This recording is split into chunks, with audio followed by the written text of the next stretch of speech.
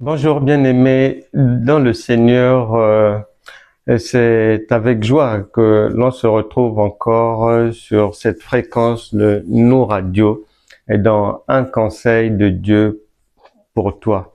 N'oublie pas de te fidéliser à Nous Radio et de venir sur Franck Cana École de la foi révolutionnaire, cours mardi 18h, dimanche 9h30 sur Facebook, WhatsApp, YouTube. Tu as les cours, faut bien les suivre pour mais grandir dans la foi mais chrétienne. Et l'objectif de ces enseignements, c'est que tu puisses pratiquer ensuite cette parole de Dieu, ces enseignements pour que ta vie puisse vraiment changer et aller de l'avant et être réellement ce que Christ a prévu qu'elle soit. Non pas quelque chose qui ne ressemble à rien, non. Non pas une vie sans saveur, non.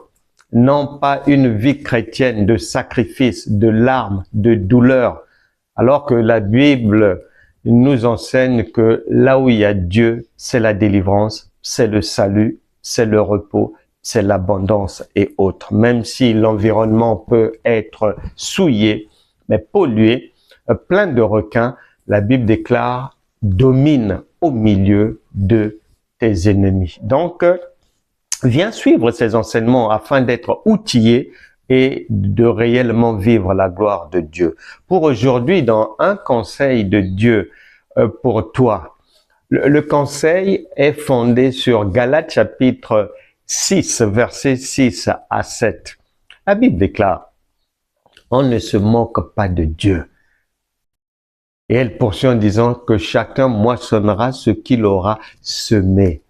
Ma sœur, mon frère, beaucoup d'entre nous, beaucoup de chrétiens, le problème est à droite, ils pensent qu'il vient de gauche. Non. L'origine du problème souvent est à côté et on pense que l'origine vient de l'autre côté. Non. Que chacun prenne garde. Que lorsque tu veux rentrer dans une nouvelle relation,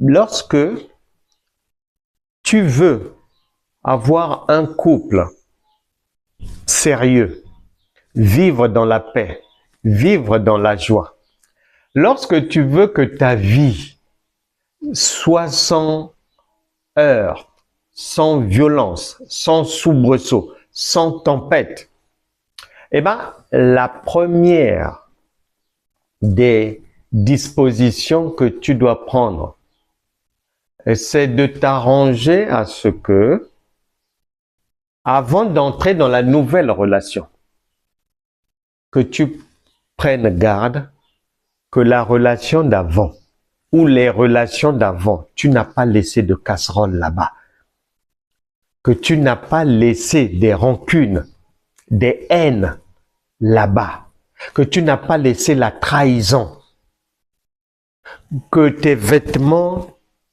soient propres, dit la Bible, que l'on ne te trouve pas avec une tache. Comment t'es-tu comporté dans le passé? Est-ce que pendant que tu étais avec Jules, tu as noué une relation avec Fernand et un bon matin, tu as pris tes clics et tes claques de chez Jules pour faire la bascule et aller rentrer chez Fernand et ensuite te marier avec Fernand? Tu as commencé comment? Tu avais pris l'homme de qui? Tu as arraché la femme de qui? Quels sont les dégâts que tu as causés sur ta route pour qu'aujourd'hui que tu te plaignes, que ton couple ne va pas, que voilà on t'a trahi, on t'a trompé, toi-même, non, non, non, non, non, non, ton passé, les dégâts, est-ce que tu es propre? Comment sont tes mains? Comment est ton cœur? Parce que la Bible dit bien, on ne se moque pas de Dieu. l'homme moissonnera ce qu'il aura semé. Et sache que cela vaut dans tous les domaines. C'est-à-dire que à partir du moment où tu as posé des dégâts hier, quelque part, mais que ça soit dans un boulot où tu étais, mais que ça soit dans une relation amicale, une relation sentimentale, peu importe, sache que certainement, cette histoire-là, ces dégâts-là, ces traces-là, ces tâches-là vont te suivre dans ta vie future, y compris dans ta maison. Ça te suivra. Je connais quelqu'un, il y a plusieurs années de cela. Il avait pris la femme de son ami. Il avait pris la femme de son ami. Les années sont passées. Ils se sont mariés.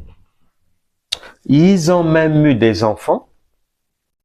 La vie semblait très belle. Monsieur avec un très bon job. Madame aussi très bel emploi. Une vie de couple qui semblait parfaite. Tout allait bien. Les enfants sont devenus grands.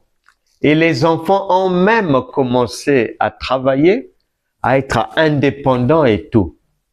Mais Dieu ne dort pas. Il est dit que tout se paye ici-bas. Je te dis bien 30 ans après.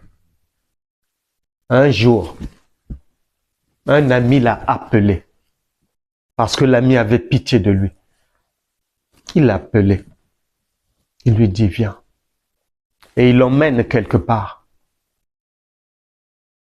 C'était dans la maison secondaire du monsieur. Ils avaient beaucoup de biens.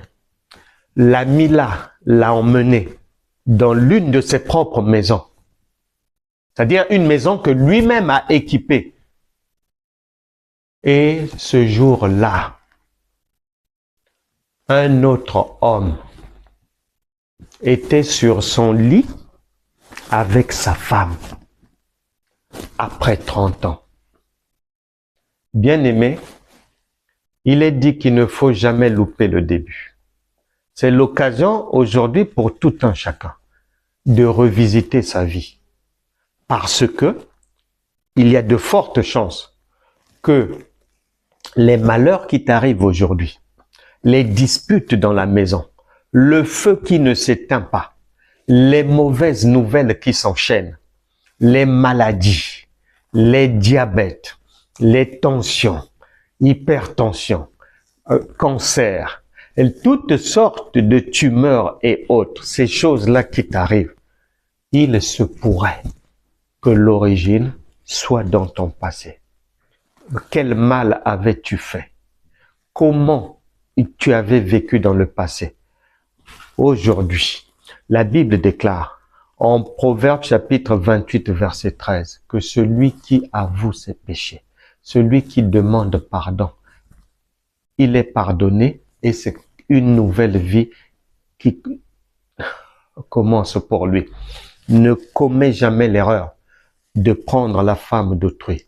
Ne commets jamais l'erreur de prendre l'homme d'autrui, car de la même manière que tu prendras, que tu arracheras, toi aussi, tu le vivras, même 30 ans, même 40 ans, même 50 ans plus tard.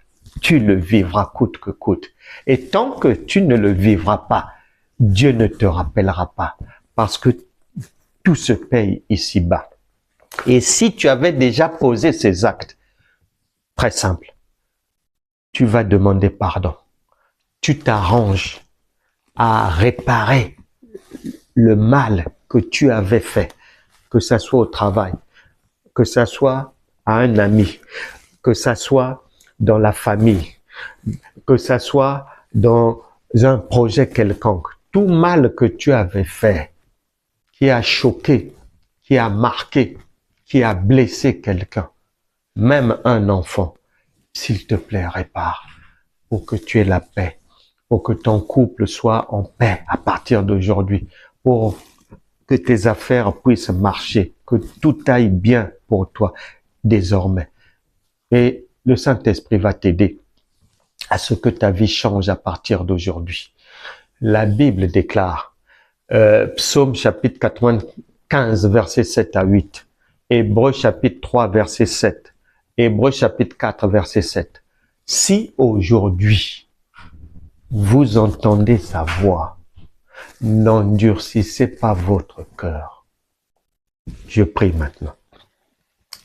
Saint-Esprit, je te recommande ma sœur, je te recommande mon frère, au nom puissant de Jésus, que toute erreur, tout orgueil, tout péché, toute mauvaise parole, tout acte qui a blessé, toute mauvaise chose posée par quelqu'un ici, que la puissance du Saint-Esprit efface tes actes, que la puissance du Saint-Esprit te remplisse, te donne maintenant le courage d'aller réparer cela. Si c'était une dette, prends l'engagement de payer la dette d'autrui. Sinon, ça te suivra dans ton couple et tu ne comprendras pas ce qui t'arrive. Et tu ne sauras pas que ce que tu vis là, l'origine, c'est cette dette-là. Parce que le vent, tu ne sais pas d'où il vient. Et la Bible dit, tu ne sauras jamais où il va. Mais pourtant, tu vivras ses conséquences. Tu vivras sa présence. Tu vivras les effets de son passage. Au nom de Jésus, que toute personne secouée actuellement par un vent venu de son passé soit délivrée aujourd'hui au nom de Jésus. Je brise les jougs, je brise les rancunes, je brise les chaînes des emprisonnements au nom puissant de Jésus. Que la puissance du Saint-Esprit accompagne tout un chacun dans la réparation, dans la restauration, dans le renouveau de la vie au nom puissant de Jésus. Soyez bénis, vous, vos enfants, vos familles et tout ce que vos mains touchent. Prospérez à tout jamais au nom de Jésus. Amen. Nous vous bénissons, vraiment, amis de nos radios, et n'oubliez pas, continuez à nous soutenir, à nous encourager. Vous qui voulez soutenir nos ministères, être des mécènes, être des donateurs, le Seigneur vous bénira. Vous êtes les bienvenus. Vous avez tous les renseignements qu'il faut pour soutenir nos radios, pour soutenir notre ministère. Que Dieu vous bénisse abondamment. On se retrouvera prochainement, toujours à la même heure et avec les mêmes dispositions de cœur, c'est-à-dire vous donner le conseil de Dieu. Amen. À très bientôt.